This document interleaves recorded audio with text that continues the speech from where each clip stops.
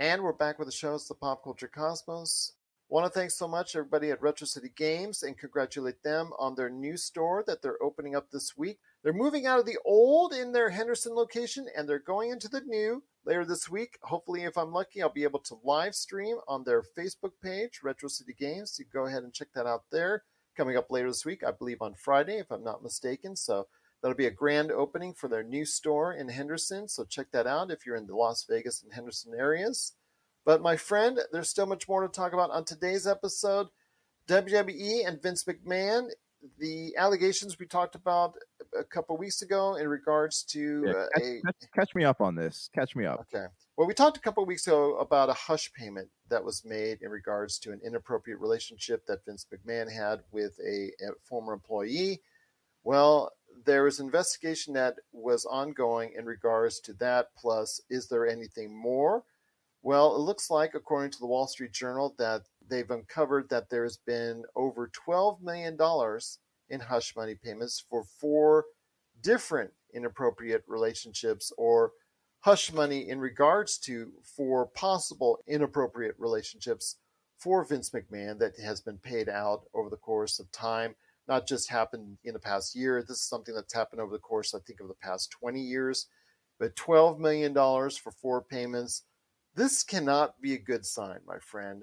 But when the individual involved owns 80% of the voting shares for WWE, it's really hard to go ahead and say if there will be still a future or not be a future for Vince McMahon going forward. Obviously, the Harvey Weinstein thing is like the biggest scandal like that known for a long time. How would you rate the Vince McMahon situation in comparison to the Harvey Weinstein? Oh my gosh. They're both obviously not very good situations at all for either one. And inappropriate relations like that are to the point where, there's hush money involved. And could there be some criminal action going forward against Vince McMahon? I'm not sure. Again, I'm not a specialist in that sense, but we saw with Harvey Weinstein, that's some really bad stuff that went on there, and he's serving a much-deserved jail time because of it. So could that happen for Vince McMahon? I don't know. I mean, the hush money was meant to go ahead and hush, but obviously it wasn't hush enough, which will bring this out to light, and hopefully there will be some type of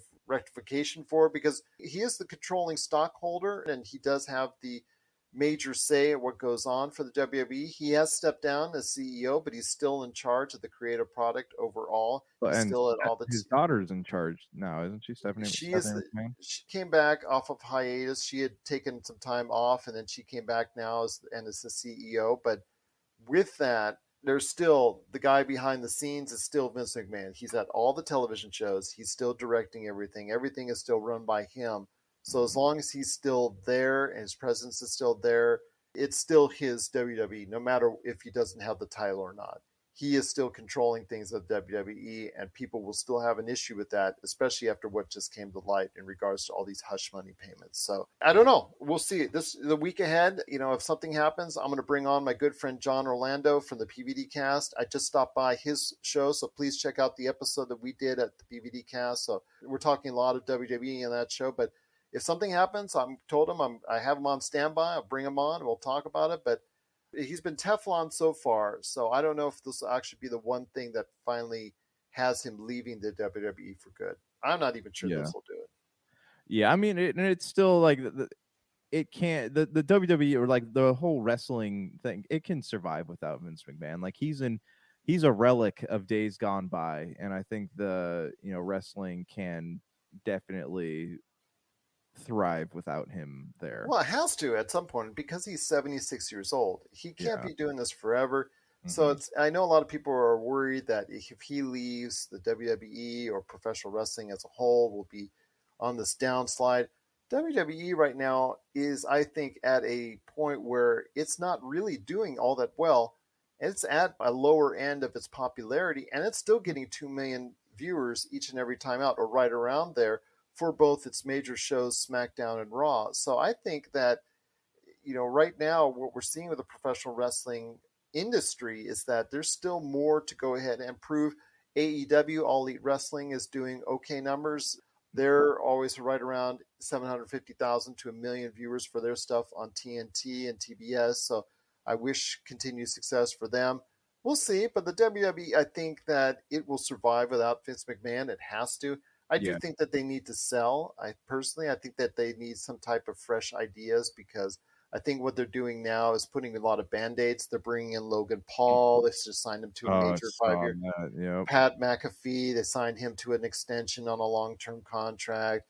They've got Bad Bunny coming in and out, whatnot, and then they have Brock Lesnar and Roman Reigns now on part-time deals as far as them coming in whenever they want to. That's great. They're all band-aids, but I think they need to focus on the product itself and the individuals that are there day in, day out a little bit more. And once they do that and they find that mercurial star, remember, with the WWE, they're one mercurial star away from just achieving super success again. They're just, whether they create it or whether they fall into it, they're just one John Cena, The Rock, Steve Austin, Hulk Hogan away from going ahead and hitting the stratosphere once again. I think they're just right now in a holding pattern.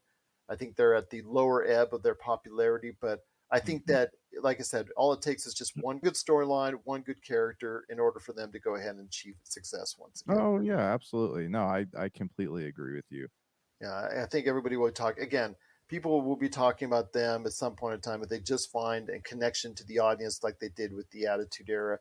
If they do, then this is all moot, But I really think with Vince McMahon, I think at some point in time they're going to have to make a hard decision, all of them, in regards to that, because Mhm. this is not looking good for the company. And as long as he's there, it's kind of like this dark cloud that's Oh hanging yeah, and over the company. it's a liability for sure too going Yeah. forward. Absolutely. So yeah, just if you have any thoughts on WWE and Vince McMahon, we'd love to hear it. But things right now are still the status quo, according to what we're hearing. We'll see if anything changes this week, and if it does, I'll bring on John Orlando, and we'll go ahead and make sure that we've got your information covered when it concerns the WWE. But what are your thoughts out there on the WWE and Vince McMahon and the latest news and information on the scandal that's going on with the over $12 million in hush money payments that have been made by Vince McMahon over the years? Please let us know. PopCultureCosmos at yahoo.com. Well, one thing I wanted to ask you, my friend, is what I sent over to you on an email by the folks at Spades Challenge. Now, I think when you go to Spades Challenge, it's obviously going to try and get you involved in some type of Spades Challenge if you're interested in spades. So go ahead and check that out if you're interested. But it was weird. I got this offhanded email sending in with their thoughts on the best year for video games. So the reason why I brought this to your attention is because you and I have talked about this before, and we've always thought that 2007 is the most mercurial year for video games because of the deep influence that it's had on the industry since then. It is one of the most successful years for video games, business wise, but is it the most critically lauded year for video games? And I think that's what their point was as far as what they sent over to me, and then I sent it to you in regards to that, because they did a study in regards to games on Metacritic and what they're rated at, and it came out to the most games in the top 2,000 for Metacritic that 2003, with almost 200 titles in the top 2000 according to Metacritic, that is the best year for gaming. Then it went 2004, 2005, 2002, 2006, 2007 at number 6, 2010, 2001, 2008, and last but not least at number 10, 2009. Well, the first thing that struck me when I read this list was that, okay, so you're telling me that the 80s, 90s, and anything in the last decade, outside of 2010, there was nothing there that they didn't have enough good years, any of them that would qualify on that list. Kind of found that kind of suspect. And then the second thing is, I mean, they listed out the titles, some of the titles that came out during that period of time, that 2003 number one era, and it was like what they have: Fire Emblem, Gothic 2, Star Wars Knights of the Old Republic. Those are great games. I'm not going to get them wrong, but 2007, man, that has a deep influence on this industry like no other. Yeah, no, I agree. Like in recent memory, like I say 2017 is like stands out to me definitely, but 2007, like I remember playing in 2007 more games that year than I have ever played any other year. Now they're saying that this was a statistical analysis just going Well, off of Metacritic scores. Here's the thing though, like they're not taking into account like, yeah, Metacritic scores, those are critics though, you know, like this was also like we have this 10-year span of time, and I don't know if you remember in the 2000s or not, but like there was a big boom in people creating now defunct gaming journalism sites. So like you have a bunch of extra things contributing to this, but this is only like a 10-year span of time, and No years from the 80s, no years from the 90s, no years no, after 2010. but I mean, just the fact that it only goes from 2001 to 2010, this list here, like it tells me that there's some kind of bias going on in this survey. It seems like it. Seems like it indeed. I mean, I don't want to say that the folks from Spades Challenge are wrong, but come on. When you look at the lineup of 2007 and exactly see what's going on today, Fire Emblem still remains from 2003. I know that Fire Emblem comes out as far as in different variations and forms from time to time, but Fire Emblem can't hold a candle to BioShock, No. Uncharted, Mass Effect, Rock Band, Call of Duty Modern Warfare. I mean, we're seeing Call of Duty Modern Warfare 2, the reboot, this year. That tells you 15 years later how much of an effect that game has. The orange box, Super Mario Galaxy. I mean, you mentioned a ton of games off the top of your head in regards to that. I mean, there's so many games that came out during that. Yeah, I mean, this is the games that you said you played during 2007. Now, I don't know if all these games came out in 2007, but you're saying the games that you played. These are 2007 release games. Like there's a couple I forgot. I didn't include Mass Effect or Call of Duty. I forgot about those. Okay. So I got Lost Planet, Final Fantasy VI Advance, Crackdown, Virtua Fighter 5, Tekken 5, God of War 2, Armored Core 4, Test Drive Unlimited, Medal of Honor Vanguard, The Elder Scrolls Shivering Isles, Guitar Hero 2, Forza Motorsports 2, BioShock, Blue Dragon, Heavenly Sword, Medal of Honor Airborne, Halo 3 was a huge title. Assassin's Creed was there. Yeah, Assassin's Creed, Resident Evil, Umbrella Chronicles, Crysis, Uncharted. Like these were all massive games, you know. And I remember, like, I worked at Best Buy this year, so I was spending a lot of money that I shouldn't have been spending. But like, I have never played more games in my life than 2007. I just remember anytime I was done, there's another game that was coming out. It just seems like that they're missing the point when it comes to which is the best year for video games. I know Rob McCallum and I had an argument once because he was talking about some year in the 1990s. We were going back and forth, but he couldn't win because of the fact that 2007 had games that have affected the industry going forward even 15 years later. Because you're about ready later this year to play a Call of Duty Modern Warfare 2 reboot, which all emanates from the most popular and most well-beloved game in the Call of Duty series, which helped make it a behemoth that it is today. When it concerns Uncharted, we just had a $400 million movie based off the video game Uncharted from 2007. Assassin's Creed, the next time you and I talk about a new Assassin's Creed on the way, guess where it emanates from? 2007. People are going to have to realize that it's just a situation where the most momentous games didn't come statistically maybe from 2007, but when you look at it, when you match it up against any other year, I think it's just there's no choice. There's just no choice to make. Well, I'd be curious about what the average Joe thinks is the best year of gaming. You know, like I read a lot of gaming websites. You know, I jump around from IGN to Polygon to Kotaku to Game Informer, whatever else is out there, and like I see them rating high these games that like I hated, you know. So I'd be curious to know what the average Joe thinks is the best year. You know, in fact, if you're listening to this podcast, send us an email and let us know the best year of gaming for you. Or reach out social media. Or reach out on social media, and we'll post something, I'm sure. But I want to know what everyone else thinks is the best year of gaming, because I certainly wouldn't ask a critic what the best movie ever made was. I would want to know what average people think. So reach out, let us know what the best year of gaming is in your opinion, because I really want to know what the average person thinks. Yeah, absolutely. We'd love to hear your thoughts. So please, if you have any thoughts on the best year of video games, because I'm convinced it's 2007. Josh, which year is it for you? I mean, looking at it, I would say 2007, but the one that sticks out in recent memory for me is 2017.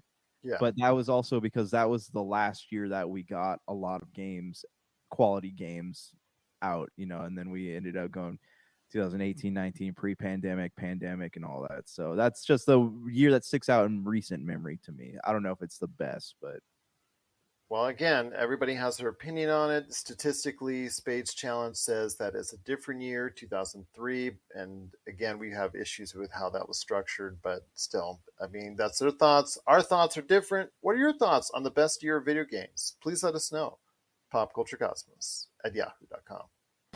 If you're in the Las Vegas and Henderson areas and are looking to buy, sell, or trade the best in classic or current video games and pop culture collectibles, there's no better place to go than Retro City Games. From Xbox to PlayStation, Nintendo to Atari, the great crew at Retro City Games provides the best place to go for all your gaming options. Stop by their 2 awesome locations in Henderson and also the Las Vegas Strip, or follow Retro City Games on Facebook and Instagram for all the latest deals and new items. Without a doubt, there's no better place to go for your gaming needs than your friends at Retro City Games. Well, my friend, a couple things before we head on out. Amazon Prime Day is here, or actually it's on the verge of being here as I talk about this. It's going to be starting on the 12th, 13th. Best Buy is going to be running a sale themselves, and I know another Walmart, Target. I know a lot of these outlets are going to be running competing sales for your money as well, so people have to be on the lookout for that. And of course, like I said, that's tough because Amazon sells everything. Like Target doesn't sell everything. Best Buy doesn't sell everything. I appreciate what they're trying to do, but I'm still going to go to Amazon. And right there from just a couple clicks away on your computer. I know a lot of people are looking forward to it. I know they've got a lot of sales that have started up already, so you can actually start peeking around to seeing what's there. But they've got a lot of major sales coming for 12th and 13th. But yeah, I mean, we talked about this every year, as far as Amazon Prime Day being an event now more than just a sale. I mean, it's the most, I think right now, looked over sale, the most beloved, most interested sale that people have outside of Black Friday, I think, all year long when it comes down to it. I think there's no other sale right now that people talk about more outside of Black Friday than Amazon Prime Day. Am I wrong? No, I don't. Absolutely not. Yeah. Best Buy is trying to throw competing sales. Target's trying to throw competing sales. Walmart's trying to throw competing sales on Walmart and Walmart.com. So, I mean, the sales are out there for you, but Amazon Prime Day is coming, and it's going to start this week on the 12th and 13th, so look out for it. Hopefully you can find a sale at a price and a product that you've been looking for at a price that you want to go ahead and pay for. So I'm hoping that there'll be some good deals out there for everyone out there. So if you have thoughts on Amazon Prime Day and some good deals, I know they're going down. Obviously, anything relating to the Amazon equipment or the Amazon brand, like the Fire series or Ring that they bought. And, of course, now they have the Ring security systems that they go ahead and now it's under their umbrella. So the Fire systems, the Fire TV, obviously, I know Alexa systems. If you need another Alexa, you can go ahead and probably get a good deal on that. I know they have a lot of TVs that they're going to have on sale, electronics, consumer electronics, are going to be at a big reduction. So I know a lot of people are looking forward to that. And of course, that leads into clothes, that leads into jewelry, leads into all the things that they sell there. So yeah, a massive sale, I think, is going on Prime Day. And I'm looking forward to seeing what they have. Yeah, absolutely. I always enjoy. Amazon is actually a good place to buy anime. Anytime I buy I'm trying to collect all the series that I watched from my childhood and teenage years, and Amazon's always a great place to find stuff like that. They also have great deals on video games most of the time, and Prime Day is just like an excuse for me to go on and spend money that I probably shouldn't be. But hey, when in Rome.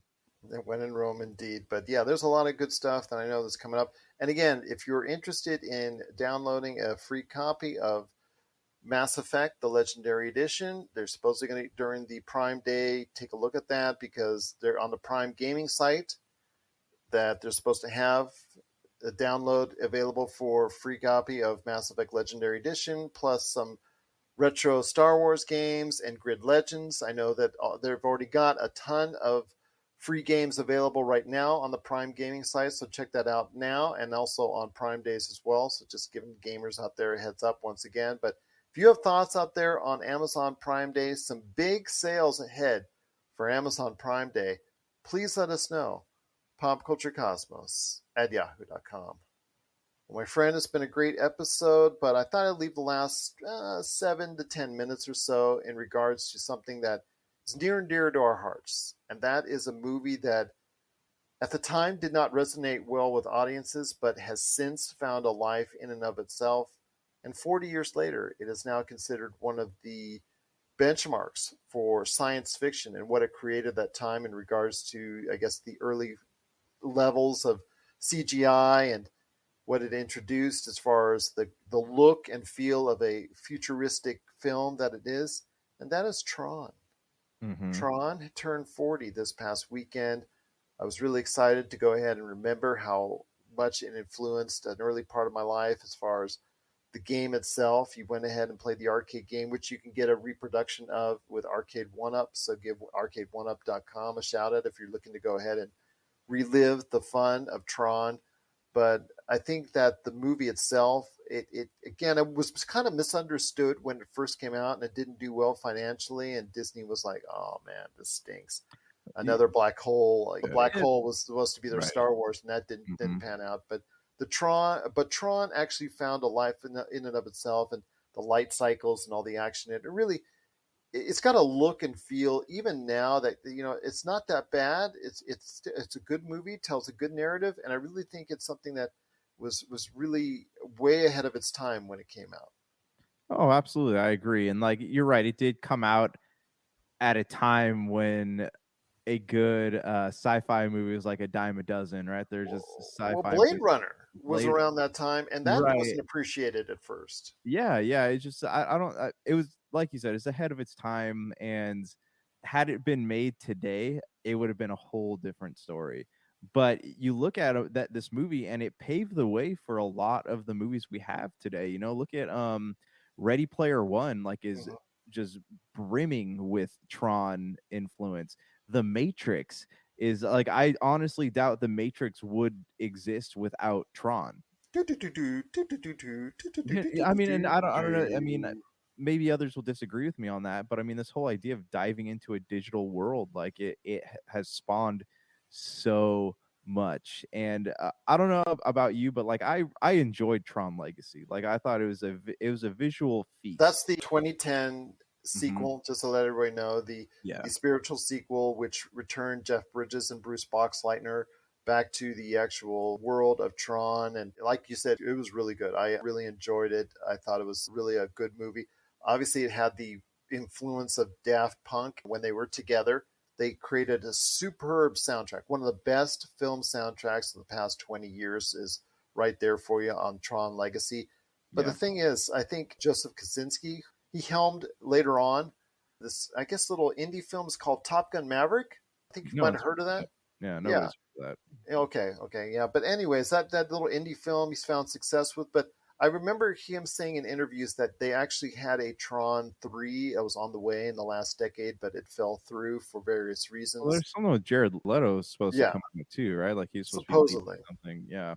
I really think people need to go out of their way on Disney Plus to go ahead, if it's still on there. I haven't checked it out recently, but the animated series, the short-lived animated series from Tron, I thought that was really good.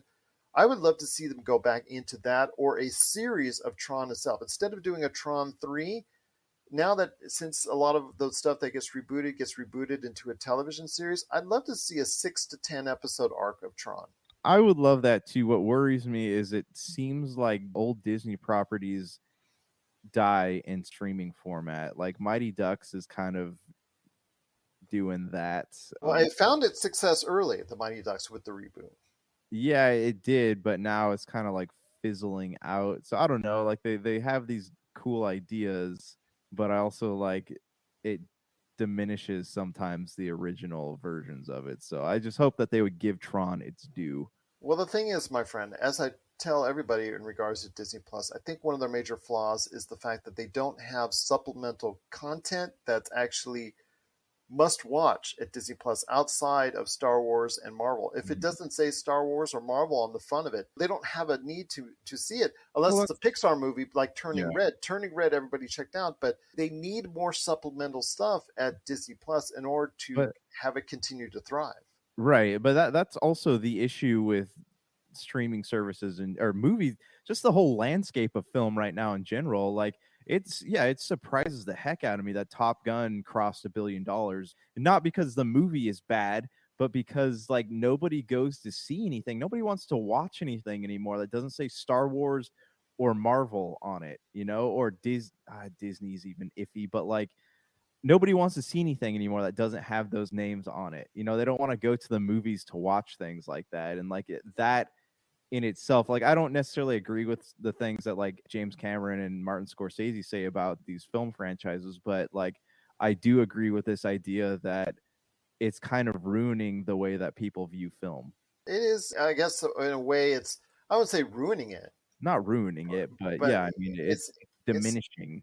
I don't know if it's diminishing. It's just changing the landscape, and it's just making it sometimes, in cases as far as harder for other franchises to go ahead and succeed. Although DC with the Batman has found a way to succeed. You saw everybody getting all that nostalgia, but nostalgia was only going to go so far. A new audience found Top Gun Maverick. Ultimately, the reason why it went over $1 billion is because not only just people that saw the 80s movie went to see it, but a new audience, a younger audience went to go ahead and see it as well. That's why Top Gun Maverick has succeeded to the point and level that it has.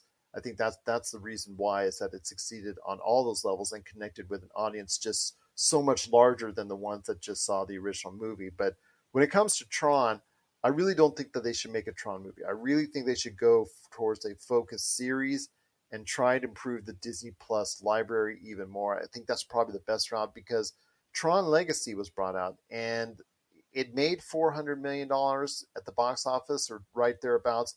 Not enough to go ahead at that point in time and greenlight an automatic sequel, but not enough to go ahead and just tuck it under the rug and just forget about it. I really think that the future for Tron should lie in something more substantial and long term. Disney World, they're doing a Tron related ride there. That's what I was gonna say. That I know Disneyland Tokyo has that, but I don't know. Wasn't sure if they were bringing it over. I think Orlando is what they were building in Orlando. That there's going to be something in place for Tron, and I think they'll revisit Tron again, because you know how Hollywood as a whole, they revisit all these old properties when they don't have any original ones. So I think Tron at some point will find a bigger life. Whether or not people will accept it, that again is all about the storytelling.